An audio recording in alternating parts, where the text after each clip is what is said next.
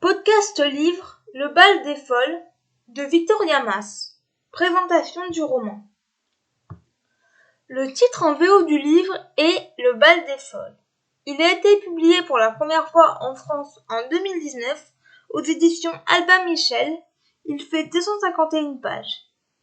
Ma tante lui a mis 10 sur 10 et le conseille aux lecteurs qui s'intéressent aux maladies psychiatriques. 4e de couverture.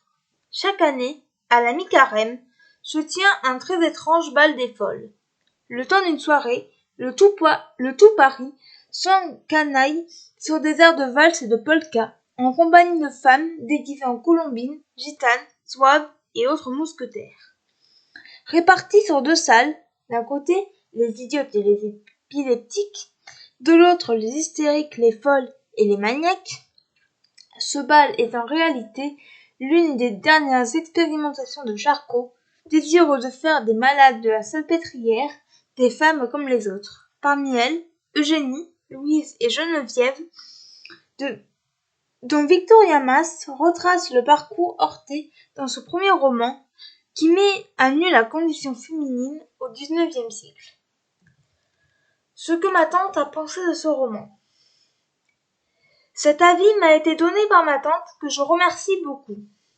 Les personnages sont intéressants et permettent au lecteur de se projeter. Ils sont agréables. L'intrigue se passe au XIXe siècle à l'hôpital de la Salpêtrière dans un service d'aliénés. Ce nom était donné aux patients qui souffraient de pathologies mentales. Le lecteur suit particulièrement des personnes souffrant d'hystérie. Il y a de nombreuses scènes d'hystérie, ce qui permet de se rendre compte de la vie de ces femmes dans ces hôpitaux. Les patientes étaient mises en scène pour le bien de la médecine. L'écriture de l'autrice est facile à comprendre. Ma tante a lu ce roman sur les conseils d'une de ses amies.